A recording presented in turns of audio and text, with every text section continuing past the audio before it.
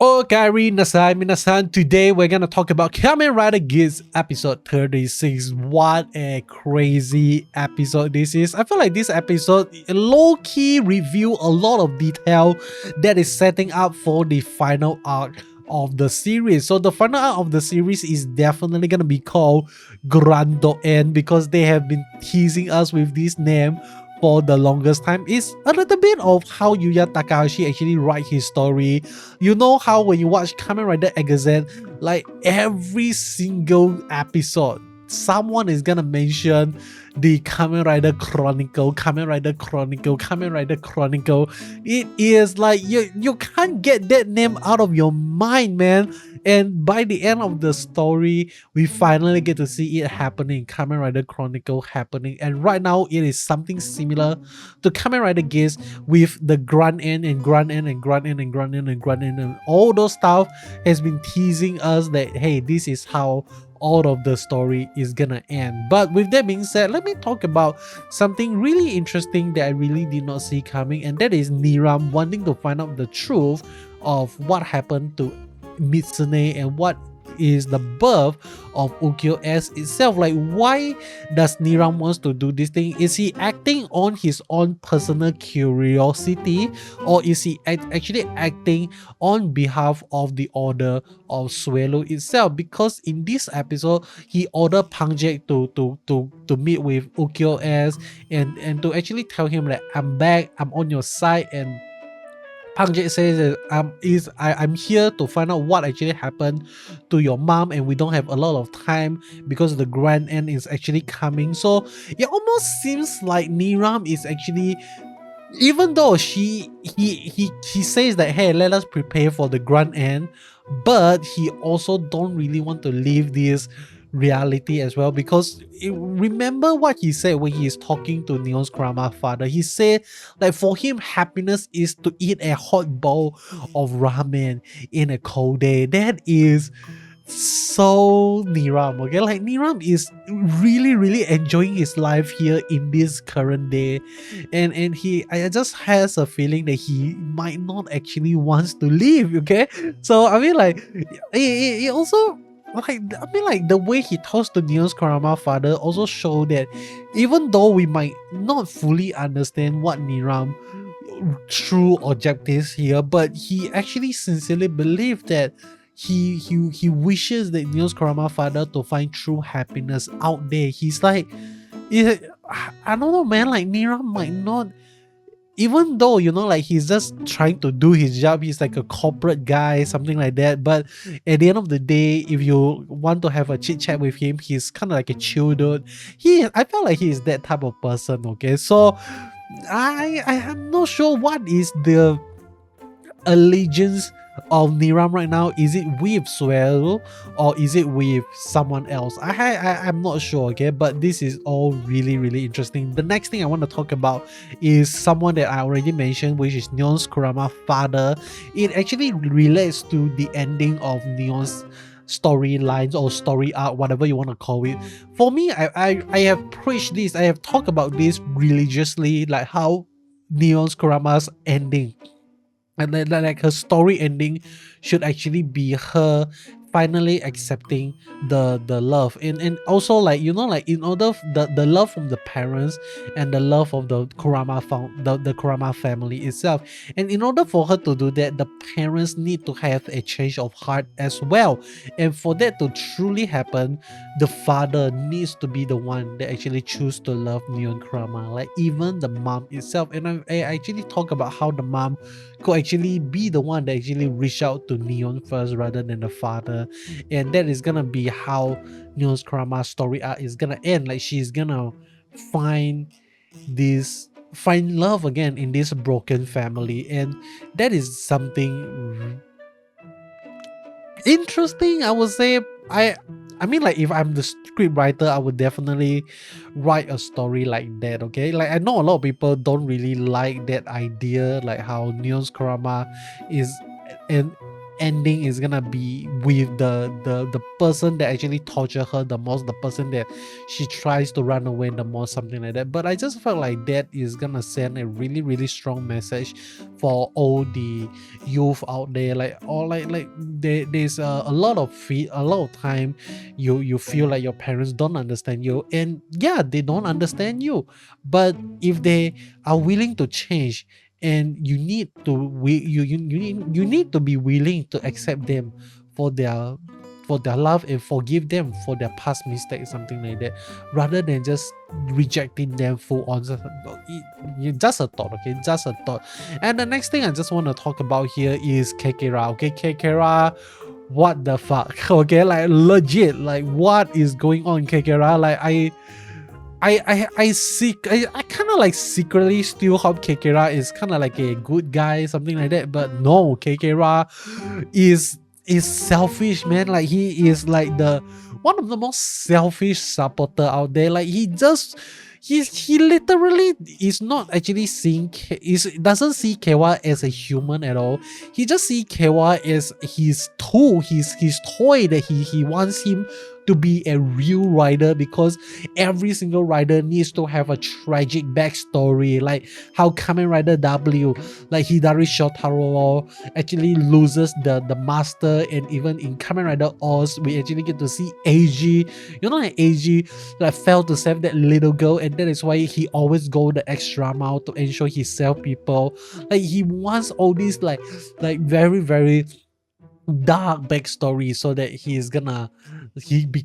push Kewa to become a real hero. You might be thinking to yourself, why did I actually stop there? Why don't I actually mention more Kamen Rider that have a sad story? Because I don't really remember all of the Kamen Rider backstory. I don't even remember like why most of the riders start fighting. I think in Kamen Rider Forze, he just go to school, get the belt, and he start henshin because he wants to make 100 friends. That is, where is the tragic story there? But we actually get a tragic story from Kamen Rider Meteor or something like that. But I digress, okay? Like let me just move on to the next thing. The next thing is Buffa, okay? Like oh man, like Buffa has become my favorite character in Kamen Rider Geats. Legit, like one of the best character of Kamen Rider Geats right now, because he is a tsundere. Like he wants to save the rider, but he doesn't want to tell them. He's like going in a big roundabout way, and S actually sees through Buffa completely. You see, like S never hold any grudges to Buffa, and I am not surprised that he doesn't hold any grudges to Buffa at all. Like even though Buffa took the opportunity to take down S, to eliminate S and also Niram both at the same time, but when S actually came back, he doesn't hate Buffa at all, and this is because Ukyo S saw what Buffa is trying to do. Like he's trying to end the DGP. He want to stop more people to be more like Toru, to die because of the Jyamato attack, to be used as a fertilizer, something like that. So that is really interesting. Like yes, he still wants to destroy all the rider, and that is because he doesn't want anyone to go through the suffering of a rider animal. He doesn't want to see like people hurting one another, something like that. It is a kind of like a big roundabout way to save the world, something like that. But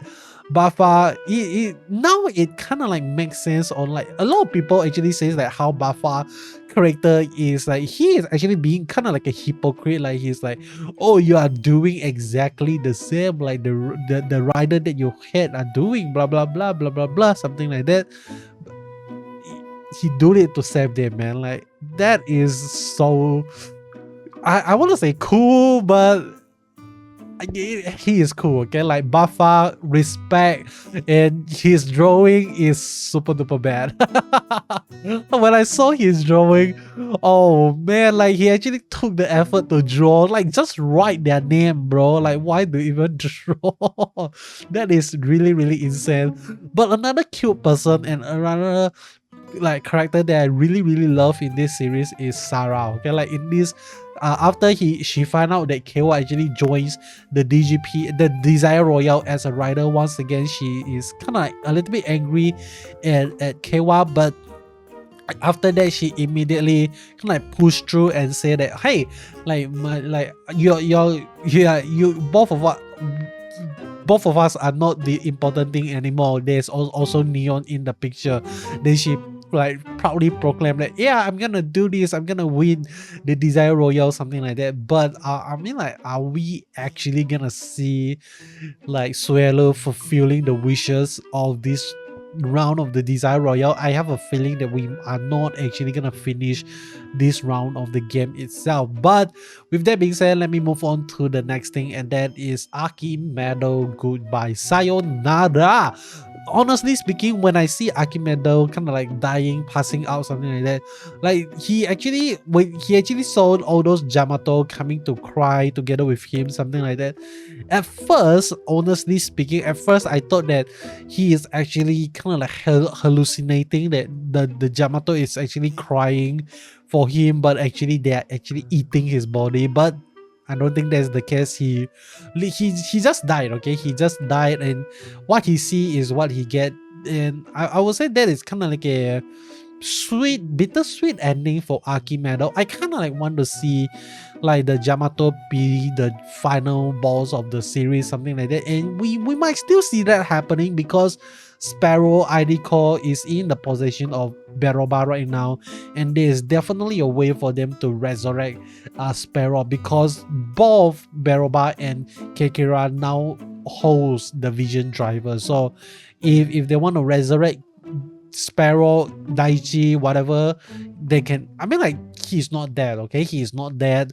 He's just being retired as a rider, something like that. So if Beroba wants to bring him back into the loop using the ID core, it is still definitely possible, okay? But with that being said, let us move on to the final part of the video, and that is Suelu is controlling a fourth dimensional gate that is gonna allow all the supporter to come to the present day to watch the DGP itself. So once the gate actually closes, all the supporter, no one can actually go back to the future, and the grand end is gonna begin, and that is gonna reset the world when the DGP never even existed, something like that. And the rider is not gonna be able to do anything about it unless they have the power to defeat Suelu, to take down Suelu, something like that. Next episode, we're gonna see something really insane, and that is a new form for Ukyo as himself. And this is quite interesting. Last I checked, if not mistaken, the first time we see Boost Mark II is around episode 27 or 28, or if not mistaken, it's 27 is the first episode we actually get to see Boost Mark II. And just after 10 episodes, we are actually gonna get Boost Mark 3, Mark 9, whatever you want to call it. I feel like most people is gonna call it Mark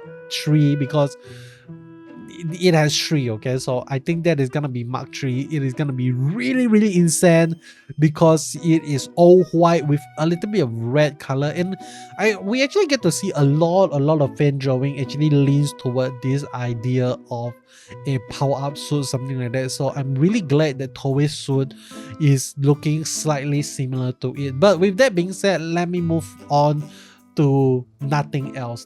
Oh yeah, there's one more thing I wanted to say. We got another 144p footage in this episode, and this time it actually looks really interesting because the perspective shift quite a lot. Like at first I thought that they're actually using kind of like a drawn or something like that, but after I think about it, I don't think it's drawn, okay? I really it might be drawn. Like, is it drawn?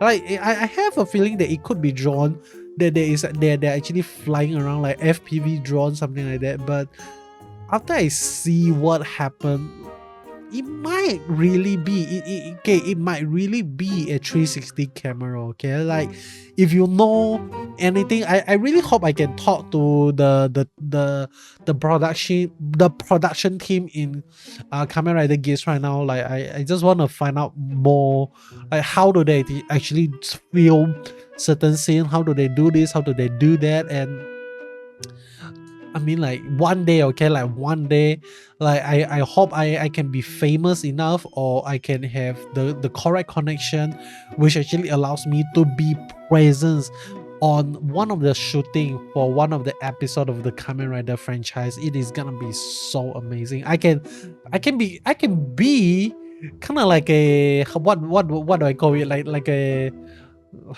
a special guest, okay, like a side character, no side character, like even a bystander. I can die, I can get attacked by the monster or something like that. I am willing, man. I am willing to do that. But with that being said, that is all from me. Hope you enjoy this video. Oh my god, this episode, what should be the secret word? That is the question every week I need to ask myself. Let's go with Buffalo, okay, because Buffalo is a anti-hero that is really crazy. I love him, okay. Like Buffa is right now my favorite character, like I said already. But that is all. Hope you enjoy. I will see you guys in the next one. Goodbye.